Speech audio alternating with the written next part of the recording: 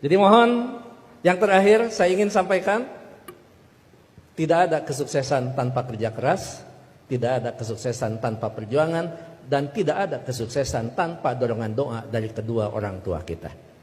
Jadi pada hari ini Anda ucapkan selamat, Anda mintakan maaf kepada orang-orang tercinta yang berkontribusi atas kesuksesan pendidikan kita. Hati-hati memperlakukan kedua orang tua. Saya tahu di sini ada master hukum, saya tahu di sini ada master manajemen, saya tahu banyak prodi yang ada di sini dan memiliki tata kelola yang sangat baik, maka itu salah satunya didukung oleh perilaku Anda setelah lulus. Pada saat Anda berinteraksi dengan kedua orang tua, jangan menggunakan pasal hukum. Pada saat ibu mengatakan, saya mau ketemu, kamu pulang, maka Anda akan mengatakan, mah tidak boleh memaksa, karena ada pasal hukumnya. Enggak ada itu, tidak berlaku untuk kedua orang tua. Pada saat Anda diminta membantu kedua orang tua, Anda jangan menggunakan manajemen yang efektif. Tidak ada manajemen dalam hubungan dengan orang tua, kecuali penghargaan, penghormatan, dan tempatan dia sebagai di tempat yang paling sempurna sebagai kedua orang tua kita.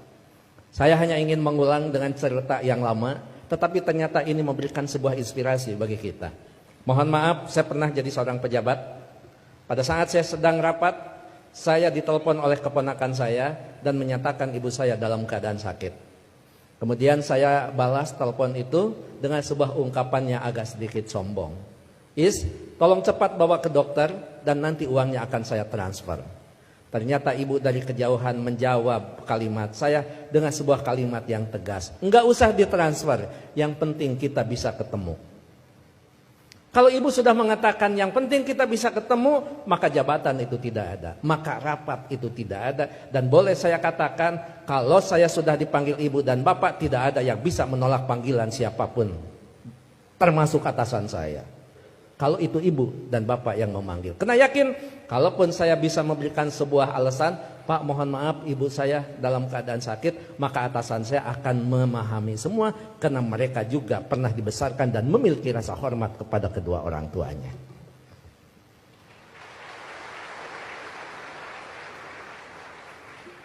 Pukul 8:30 malam saya pulang, dan saya sama seperti Anda, mungkin saya lebih kampung daripada Anda yang hari ini di wisuda. Saya tidak dilahirkan di tengah kota, saya dilahirkan di kaki Gunung Papandayan yang sekarang terkenal dengan tempat wisata Kawah Papandayan.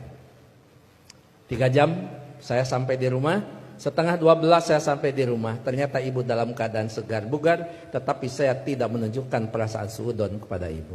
Kenapa? Ternyata di situ ada hikmah. Bagi seorang ibu dan bapak dalam keadaan sakit, kemudian dia menunggu anaknya terkasih dan tersayang, maka pada saat dia bertemu, maka kehadirannya lebih mujarab daripada obat yang diberikan oleh seorang dokter. Catat itu.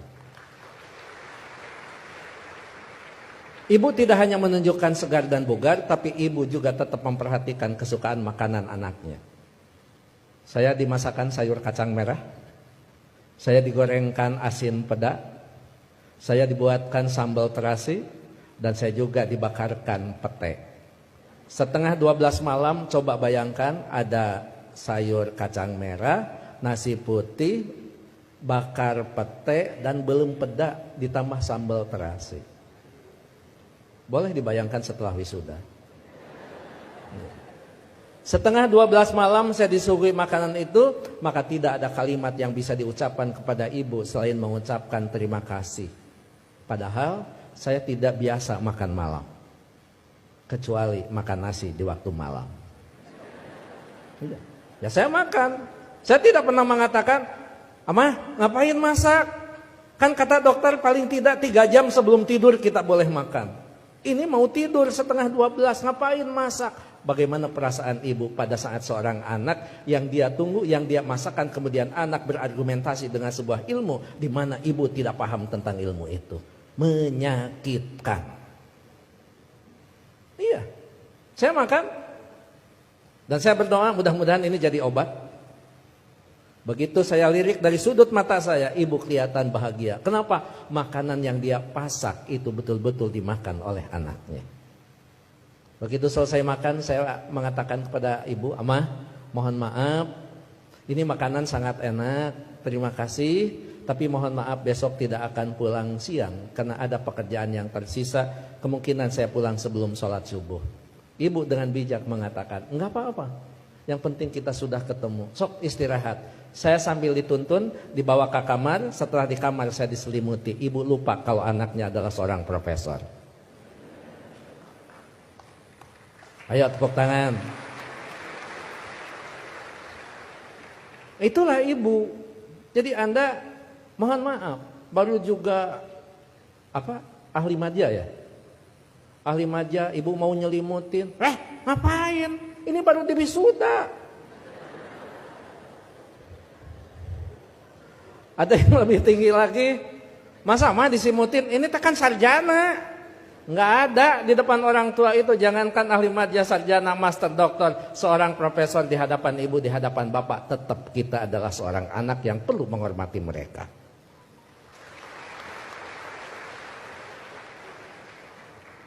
Yang paling indah dan paling membuat saya terharu, pada pukul 3 saya bangun, ternyata ibu sudah berdiri di samping saya sambil menepuk bahu saya. Cepat kamu bangun, jangan lupakan sholat sepertiga malam terakhir.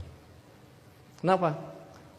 Kamu bisa mendapatkan yang semua ini bukan karena kepintaran kamu, jangan-jangan bukan karena kecerdasan kamu, mungkin keberuntungan doa kita dikabulkan oleh Allah Subhanahu wa Ta'ala. Jadi ibu masih khawatir tentang anaknya. Ibu khawatir anaknya merasa pintar sehingga pintar menjadi sebuah kesombongan. Ibu masih khawatir anaknya cerdas, cerdas menjadi sebuah kesombongan. Bahkan melupakan siapa yang menentukan takdir segalanya pada kehidupan kita. Itu pada profesor itu. Jadi tolong ibu bapak sebagai orang tua, anak kita hari ini di wisuda, tetap mereka adalah anak kita yang perlu kita luruskan pada saat mereka terlempar dari jalan yang memang ditentukan. Perlu diberikan peringatan, tapi tentu sekarang ini ada kaidah-kaidah yang beda dengan zaman dulu. Seorang siapa Pak Rektor, sahabat itu, Ali, mengatakan, didiklah anak-anakmu bukan dengan zamanmu, karena mereka tidak mungkin mengalami zaman yang seperti kita alami. Jadi memang cara sudah berbeda, cara kita memperlakukan anak-anak kita. Tapi sejatinya tetap kewajiban kita adalah bagaimana mendidik anak-anak kita, bukan masalah kedewasaan. Tapi masalahnya sampai nyawa berpisah dengan badan, itu tetap menjadi kewajiban kita sebagai kedua orang tua. Begitu saya sudah selesai sholat, kemudian di situ saya bisa mendapatkan sebuah hikmah. Memang orang tua kita adalah punya kecerdasan yang luar biasa. Padahal ibu saya bukan profesor, ibu saya tidak lulus SMA, ibu saya juga tidak lulus SD. Beliau hanya lulusan sekolah raya. Tapi apa? Dalam sebuah komunikasi waktu itu saya katakan, "Ama, sekarang saya pergi, mohon pamit." Ibu masih bertanya, "Kamu nanti sholat di mana?" Saya jawab, "Nanti sholat di jalan." Ibu langsung mengkritisi kalimat saya, "Jangan suka sholat di jalan.